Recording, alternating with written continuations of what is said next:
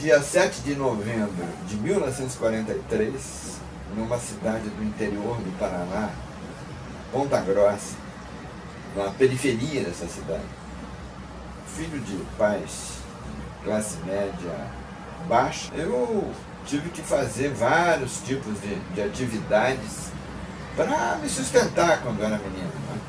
Fui auxiliar de mecânico, balconista de farmácia, contínuo de um escritório de arquitetura, e depois acabei trabalhando para uma empresa que vendia peças e acessórios de automóveis e caminhões e tal. O dono dessa empresa cometeu a maluquice de abrir uma loja da empresa em Londrina e colocar um garoto de 17 anos para dirigir a empresa, era eu. Então eu era menor, né? Meu pai inclusive foi contra, disse, se você sair não volta mais, não sei o quê. Eu estava querendo ganhar o mundo, fui para lá e trabalhei 2 anos, 1 ano e meio lá nessa loja, e aí terminei o 2º grau e tinha feito vestibular para o curso de filosofia em Curitiba, para onde eu fui depois de terminar o 2º grau lá em Londrina. No Curitiba entrei na faculdade de filosofia e para me sustentar eu dava aula de filosofia no cursinho preparatório para o vestibular. Pouco antes meu irmão tinha vindo para o Rio de Janeiro. Meu irmão comuna convicto, ele era o William Bonner da TV Paranaense. Fazia apresentação do principal jornal, lá tinha um vozeirão forte, bonito e tal. Num dia daqueles, plena ditadura, a direção da emissora deu um editorial para ele ali, que era um editorial contra uma greve que tinha lá, muito grande, e defendendo a posição dos militares e tal. E ele, no ar, diz, eu me recuso a ler esse editorial.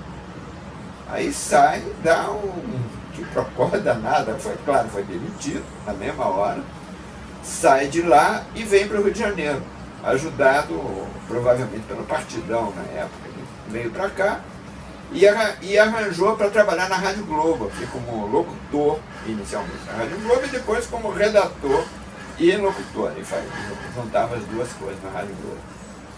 E ele me vinha insistindo, não, vem para cá, mano, você fica aí em Curitiba, aí não tem mais muita chance, vem para cá, eu te dou um jeito para você aqui, isso aqui e tal. Aí como eu queria, na verdade, em vez de fazer filosofia, eu estava querendo mesmo fazer psicologia, mas lá na Universidade Federal do Paraná não tinha curso de psicologia. Então, tomei a decisão e vim.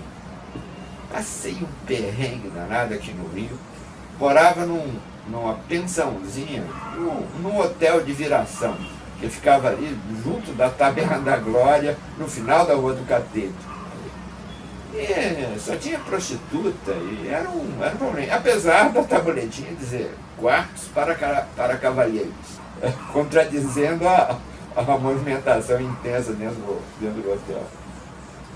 Era uma época difícil esse começo, porque eu, para me manter aqui, eu pensei que pudesse arranjar um lugar para lecionar também, mas eu não conseguia, não era formado em nada ainda, estava no 2º ano de filosofia, terminando o 2º ano. Aí eu arranjei um emprego numa editora de livros, a editora Indaiá.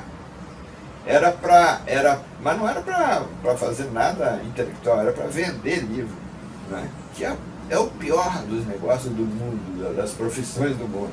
E aí eles faziam uma maracutaia danada, porque a editora distribuía um formulário nas escolas, não sei como é que eles entravam nas escolas públicas, mas era nas escolas públicas. Distribuía um formulário para fazer um concurso de redação entre os alunos. Os alunos tinham que preencher lá nome, endereço, nome do pai, se tivesse telefone, botar também e tal, e fazer uma redação sobre um tema que a editora dava.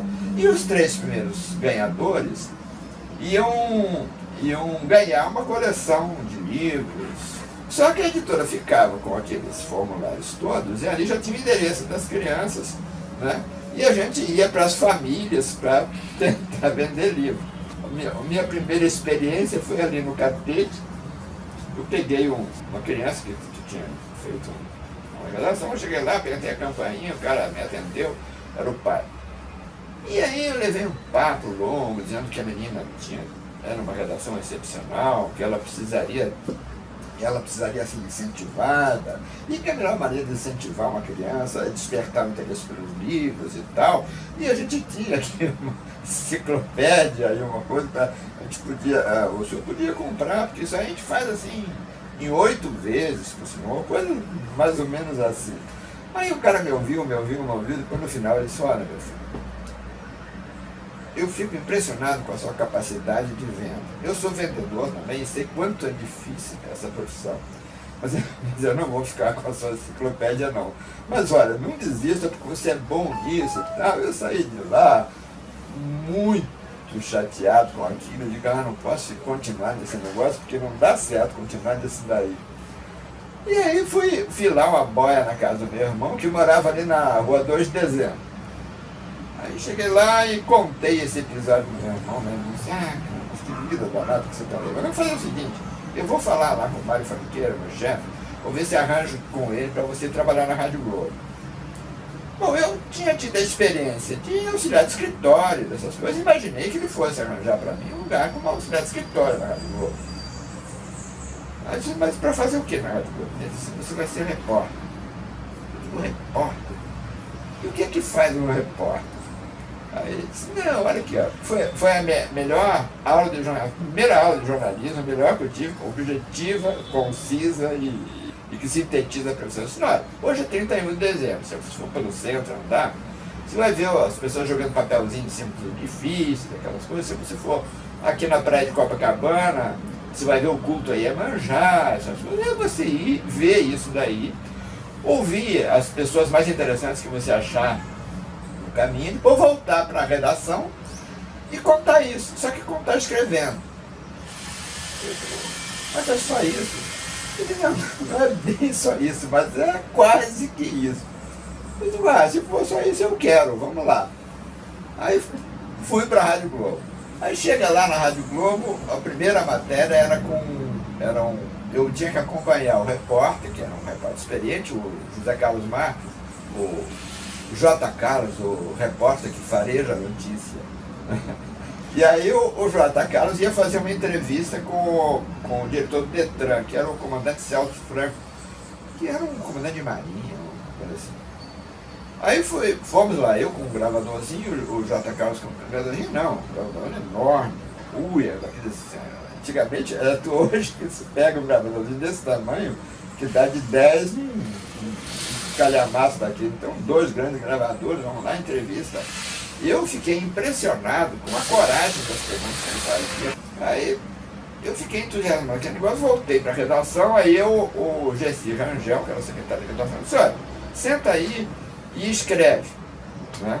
O Jota vai fazer a nota aqui para a edição dos 18, e você faz mais uma nota, ou 2 notas, se der, dependendo do assunto, para os jornais que vêm depois. Eu digo, tá bom. Aí eu sentei ali e comecei a escrever. Hoje esse chega lá, puxa da minha máquina, dá uma lida na diagonal assim, e disse assim, temos aqui um Robespierre. Aí todo mundo caiu uma risada. Ele disse, meu filho, né?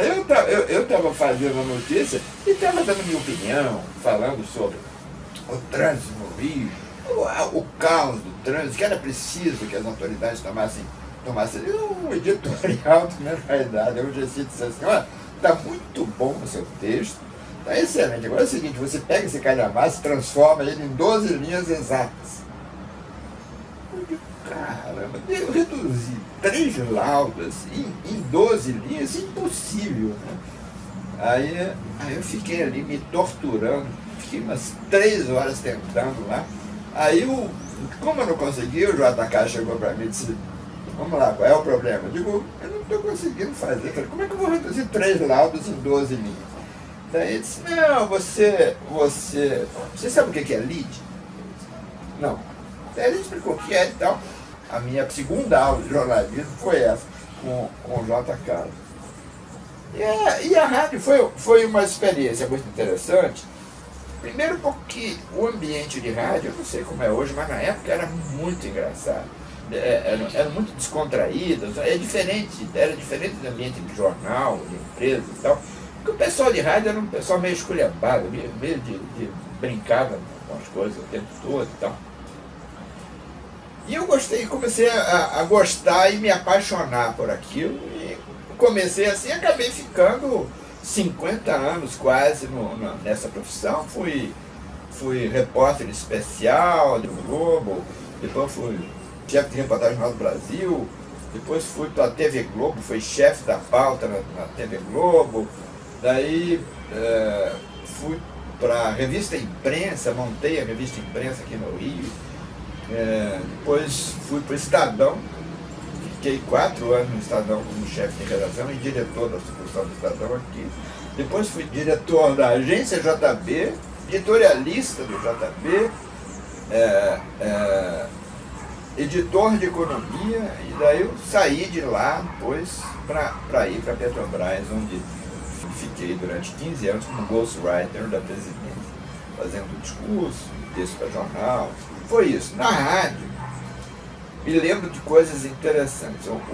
Uma coisa muito engraçada que aconteceu, era 1969, e o homem estava indo pela primeira vez para a Lua. Foi pela Apollo 11. E a rádio estava com a programação de transmitir aquilo em tempo real, quer dizer, o tempo todo ia nos teletipos, pegava as notícias que iam chegando das agências internacionais, a UPI, a Asa Press, a AP, a Associated Press e tal. E aí, eu como era novo ainda lá na rádio, o meu trabalho era cortar os telegramas à medida que eles iam chegando e trazer para os redatores. Se era inglês, botava para quem sabia mais inglês, se era espanhol, para outro cara que sabia um pouco mais de espanhol, os em português, botava para distribuir entre eles e tal. Só que isso virou a madrugada, né? E lá pelas 3 horas da madrugada, o Mário Franqueira, que era o diretor de redação, ficou nesse dia, virou a madrugada toda, porque ficava um rádio tocando na redação, que é com os noticiários. Enquanto a gente estava escrevendo lá as notas, a gente ficava ouvindo a transmissão das notícias pela própria rádio. O Roberto Figueiredo, que era o apresentador do Repórter S, eita, com aquela vozeirão dele, um polvo espacial se gruda à escotilha da nave. Aí aquele silêncio, todo mundo olhando. O Mário Franqueira derrubou a caneta e disse assim: vocês ouviram o que eu ouvi? Aí todo mundo ouviu assim. Daí disse assim: pode dizer palavrão, né? Que porra é essa? Aí disse assim: vai lá, Vandezinho, pega a porra desse telegrama lá com o Roberto Figueiredo, traz pra cá. Aí fui lá, trouxe, ele disse: cadê o original? Tá aqui o original. É espanhol. Quem é que fez a tradução dessa merda? Ah, foi fulano de tal. Eu disse: olha aqui o imbecil. Polvo em espanhol é pó. Ou você está pensando que é um ET que se agarrou às cortinas da nave? Eu fiquei assustadíssimo com aquele esporro, com aquela coisa. Mas depois eu fui me acostumando. A minha redação era tudo assim, meio desse jeito. Mesmo para descontrair. No final, o Mário Franqueira saiu abraçado do redator, do mesmo jeito, estava tudo bem, sem nenhum problema. Esse foi uma experiência. Depois eu passei para o Globo, fiquei lá em 69, começo de 69, e passei para a redação do Globo. Na redação do Globo foi uma coisa interessante. Eu, garoto novo, né? Você vai fazendo as coisas e você acha que vai dando certo, né? Aí eu fui sozinho para falar com o chefe de reportagem, que era o Leonídio Barros. Aí eu cheguei lá na frente da mesa do Leonídio Barros, e ele nem me olhou, eu fiquei esperando um tempão que ele levantasse a cabeça. Pois não. Eu digo: seu Barros, eu vim aqui porque eu queria trabalhar aqui como repórter. E assim, você vem aqui até aqui, quantas línguas você sabe falar? Eu digo: 3. Ele é mesmo? Eu falo inglês, espanhol e português. Não falava porra, nem português direito. Aí ele disse assim, olhou pra mim e disse: olha, estou precisando de gente. Fala inglês mesmo? Estava na época o festival do cinema, né?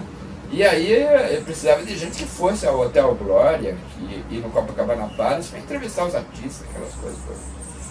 Bom, mas ele disse assim: vamos fazer o seguinte, você está naquele mesão que você está no fundo, pega o calçado de endereço lá e liga para o Marechal Dutra e pergunta para ele se ele confirma que o próximo presidente da República vai ser o general Emílio Garrastazu Médici. Aí eu também saí lá, fui lá, estava procurando lá o endereço. Beleza, Garcia, você procura aí, meu amigo. Eu digo, não, estou procurando o telefone do Dutra. O Dutra para quê? Não, é que o Barros pediu para ouvir o Dutra para saber quem vai ser o próximo presidente da República. Aí o Beleza levantou e disse assim, ô Barros, seu sacana, você fica dando pro garoto que está entrando agora, um negócio desse, você é um maluco, você para de sacanagem com o garoto, não sei o quê. Aí o Barros ficou olhando, não, fica quieto. Eu parti do princípio que sempre você tem que tentar. Se você tentar, alguma chance de sair, eu pego o telefone, ligo para a casa do Marechal Dutra. Aí atende a dona Nininha, que era a mulher dele. Alô? Eu digo, dona Nininha, sim, eu estava precisando falar com o Marechal Dutra. Daí ela disse assim, quem quer falar com ele? Eu digo, é Vambier. Quem? Vambier. Vambier. Ele lhe conhece? Ele te conhece, sim, senhora. Nesse momento. Aí ela vai lá, daqui a pouco vem o velho. Eu contando com a idade do velho, que ele podia me dar lembrado. Aí ele disse, alô, eu digo, tinha uma voz fininha, ele disse, Marechal, meu Marechal, como vai, senhor? Tudo bem? Eu disse, tudo bem, mas quem é que está falando mesmo? Eu digo, é Vambier, Marechal. Mas eu não estou ligando o senhor, o nome. Eu estive com o senhor lá no Monumento aos Mortos, na troca da Guarda Nacional. Eu falei que eu ia lhe procurar para isso. Ele disse, mas para quê? Eu disse, eu sou repórter do Globo. Eu disse, sim. Mas eu não me lembro de ter falado com o senhor ou com ninguém para procurar sobre isso. Não, mas o senhor falou, o senhor não deve estar lembrado, você tem muitas preocupações, muitas coisas. Eu não queria falar. Aí ele disse, tá bem, mas você quer o quê, meu filho? Eu digo o seguinte, está circulando aqui na redação que o próximo presidente da República vai ser o general Emílio Garrastazu Médici, que é o comandante do Terceiro Exército. O senhor confirma isso?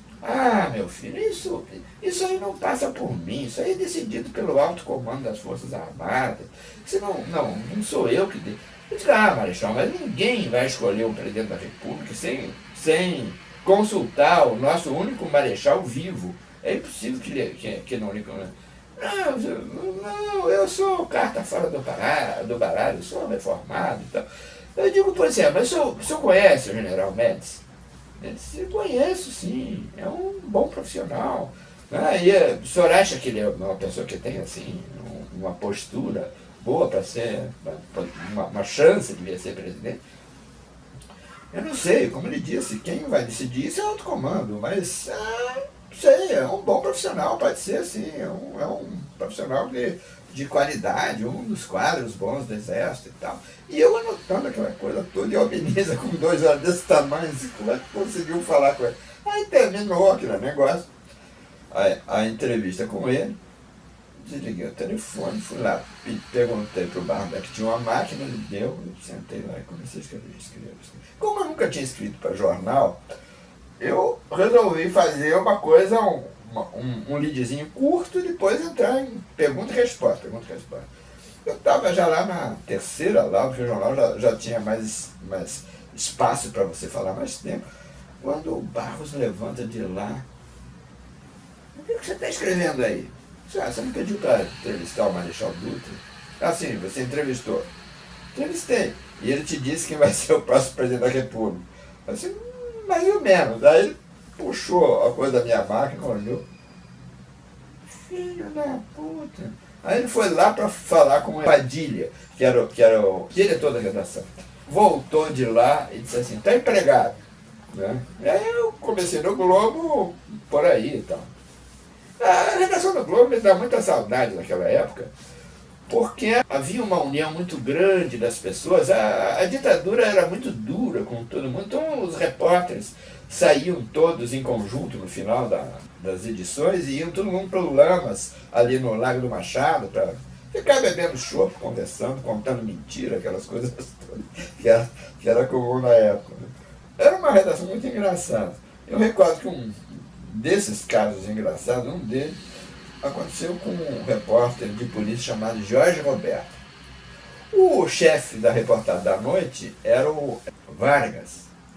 O Vargas era um tipo assim, que se você olhasse para ele, você diria que ele era bicheiro ou cafetão. Nunca que ele fosse um jornalista.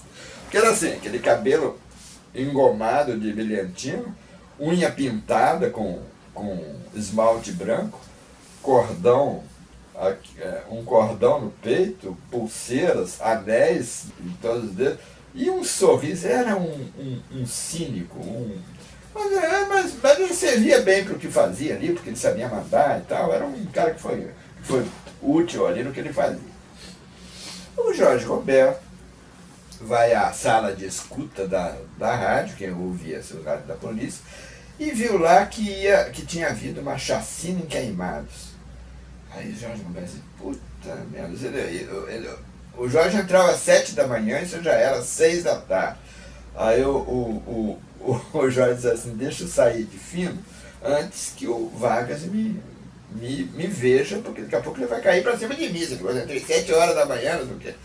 Aí o Jorge vai lá na redação, pega o paletó dele, uma bolsa tiracolo, bota e tal, e vai saindo lá pelo outro canto da redação, longe. Aí o Vargas, que falava com uma vozinha fina, quando ele queria sacanear, ele dizia, ô Jorge Roberto.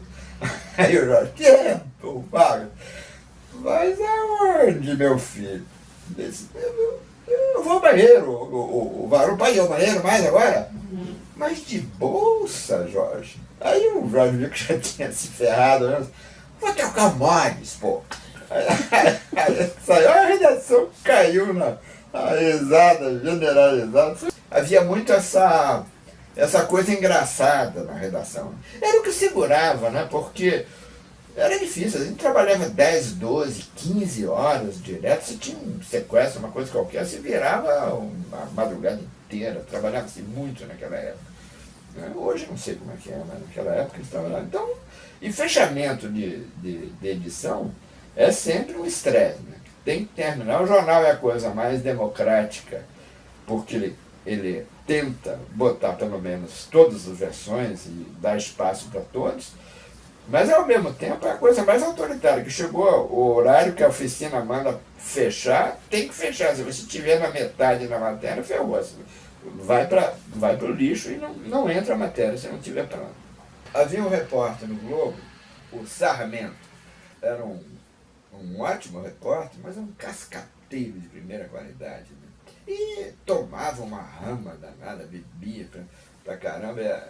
E aí um dia o Frejá, que era o editor, manda o Sarmento cobrir a procissão de Corpus Christi. O Sarmento desceu pro boteco que tinha lá embaixo e estava lá bebendo. Aí chegou a hora da procissão, o Sarmento não aparecia para ir cobrir e tal. Aí o Frejá mandou o Bira, que era um contínuo, vai lá embaixo ver se acha o Sarmento lá por baixo, não sei o quê. Aí o Bira desceu por lá, viu que o Sarmento estava lá no Rainha de Santana. Falou pro Frejá, o Frejá disse, tá bebendo pra caramba, vou botar um outro repórter pra cobrir esse negócio, botou outro repórter pra cobrir, e o Sarmento ficou lá.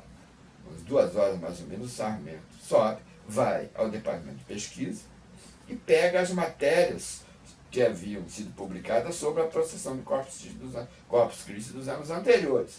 Vai para a redação, está escrevendo lá, o Frejá chega e diz assim, o que você está escrevendo aí, Sarmento? Ué, você não mandou cobrir a procissão de Corpus Christi? Mas bem, você foi? Claro que foi, se eu estou escrevendo que eu fui. Daí disse, não seja cínico. Você estava no boteco da Rainha de Santana, embaixo, esse tempo todo. Você está fazendo uma cascata. Assim, Frejá, a Bíblia não muda. É sempre a mesma coisa, sempre igual. Era o jeitão dele. Uma outra história que eu me lembro, essa não foi no Globo, a Secretaria de Segurança, quando fazia apreensão de drogas muito grande e tal, ela queimava as drogas ali no Caju, incinerava as drogas. Aí chamava a imprensa para mostrar trabalho. Aí foi lá uma turma de repórteres, de fotógrafos, e a Gilda era uma repórter de um canal de televisão desse, eu não me lembro qual é. O secretário de Segurança, na época, era um general. carrancudo pra caramba. E a Gilda parecia uma menina, parecia uma menina. Era magrinha, baixinha, bonitinha, beça, não é? Parecia uma menina, né? Assim, um jeitinho cândido, morava em Santa Teresa. Assim. Aí o general, para fazer o teatro dele, pega um punhado de maconha, olha para os repórteres, aí dá de cara com a Gilda, chega assim, minha filha, você sabe o que é isso? Aí a Gilda pega, Paraguai é prensado com mel, general. Aí o general não sabia se ria ou se ficava puto com aquilo, né? Aí o general ficou olhando assim, nós querendo se segurar para não rir, né? Mas ele acabou levando uma boa, assim, eu vejo que acabou o tempo das pessoas inocentes, né? Bom, outra história que é também com droga, isso aconteceu com o Roberto Ferreira. O Roberto estava começando no jornal, era repórter de polícia, e aí não sei se foi o Azizo quem mandou ele cobrir uma apreensão de drogas lá na 17ª Delegacia de Polícia em São Cristóvão. Como era praxe, a delegacia botava tudo que tinha apreendido, armas, drogas, coisas que tinha aprendido dos traficantes lá. E aí, entre as coisas, tinha assim uma fileirinha de 10 baseados. A rapaziada da imprensa chegou, né, uma turma que morava em Santa Teresa, também gostava de um gererê, aí ficava todo mundo olhando ali, você olhando. Né? Aí o delegado, numa certa altura, só, eu vou sair, deixou um detetive lá para ficar cuidando da imprensa e foi lá resolver algum problema. O detetive teve que resolver, atender um telefone e disse, olha, vocês podem ficar aí. Agora, fiquem sabendo o seguinte, no final, eu vou revistar todo mundo que estiver saindo daqui, para ver se não tem alguém que vai sair mais pesado do que entrou. Quando o detetive voltou, em vez dos 10 cigarros, tinha 11. Com medo de ser revistado, apareceu um cigarro a mais. Né? Mas então, eram essas histórias. Aí, voltando da Rádio Globo, lá atrás, tinha um operador de som da Rádio Globo que era o Oswaldo. O Oswaldinho. O Oswaldinho era uma figura. Ele era um negro magrinho, seus 50 anos, mais ou menos, bem magrinho, e que se vestia inteiro de branco, né? Todinho de branco. E sapato branco, inclusive, e tal. Era assim, tipo aquele balão da Lapa e tal. Bom técnico de som e tal. Então, Adelson Alves, que tinha um programa de madrugada, também, aí nos intervalos dos noticiários, a gente descia para o Rainha de Santana para tomar um chopp lá de madrugada. Aí o Oswaldinho desce também, ficamos lá sentados, tomando uma cerveja. Aí, de repente, chega uma jamanta de 1,95 m de altura por 3 de largura, que devia ter mais escritura do que cada identidade para definir o cara, junto com uma prostituta ali da Lapa. Senta lá, aí pede cerveja, e nós continuamos ali bebendo, né? O cara mal encarado pra caramba. Aí nós continuamos bebendo ali, e o cara vai lá, bebe com a mulher e tal, uma cerveja, duas, a mulher janta, ele também e tal. O cara daí terminou aquele negócio, o cara levanta que a mulher estava saindo. Aí o Armando, que era o dono do botequim, né? Disse, ô amigo, o senhor não pagou não. Ele disse, não, bota na conta aí pra mim, que uma hora eu passo aí pra lhe pagar. Aí o Armando, de caramba, eu nunca tinha visto o cara na vida, né? Aí o Oswaldo, lá de trás, cara, levanta e diz assim, ô cidadão, você por acaso conhece cocada? O cara ficou olhando para ele assim mesmo. Não conhece não, né? Então é o seguinte, você paga aí pro Armandinho as 2 cervejas que você e a sua vagabunda beberam, a comida dela e as minhas 2 cervejas aqui. E depois você sai por aí e pergunta quem é o cocada na lata, tá bom? Sabe que o cara pagou e botou o rabo entre as pernas e saiu, o Oswaldo teve, depois que o cara saiu, o Oswaldo disse, vamos subir rapidinho, você pode voltar. Uma outra, tinha o Paulo Moreira era fotógrafo lá no Globo, e tinha o Vidal da Trindade, que também era fotógrafo. O Vidal passou por um problema lá financeiro qualquer e andou pegando dinheiro emprestado com os colegas da fotografia e por um desses azares da vida ele não estava conseguindo pagar. E as pessoas cobrando, não estava conseguindo pagar. Depois ele acabou pagando e tal, ele era uma pessoa de bem e tal. E aí o Paulo Moreira, Vidal, não sai esse dinheiro, não sei o que e tal. Aí, tão cansado de cobrar do Vidal, um dia o Vidal, quando chega na redação, está uma cartolina grande. Paulo Moreira era um bom poeta e engraçado. O Vidal era do Rio Grande do Norte. Aí o Paulo Moreira escreveu assim: confundir Vidal com Cristo é coisa que não convém. Vidal nasceu em Natal, Cristo nasceu em Belém. Cristo pagou por nós todos, Vidal não paga ninguém. Aí o pessoal da redação, olha, é aquela coisa, né? Velho dinossauro, para falar com a rapaziada nova que está chegando aí em tempos de iPod, iPad e tempo real, as ferramentas são outras. Agora, a essência do jornalismo ela permanece. Por mais que você acredite nas redes sociais, por mais que você veja as redes sociais o tempo todo, você tem os jornais e as rádios como referência de confirmação da informação. Porque são empresas que vivem da informação. O maior capital de um jornal é a credibilidade. Hoje você tem um problema, é que às vezes os repórteres se servem de material das redes sociais para incluir nas matérias. E aí é muito frequente de colocar informações erradas ou mentirosas e tal. Então, se eu tivesse que dizer para essa rapaziada nova, é o seguinte: cheque sempre, precisão. Isso é importante, porque a precisão e a veracidade da informação é o que garante a profissão da gente. É o que garante a nossa profissão. Basicamente é isso.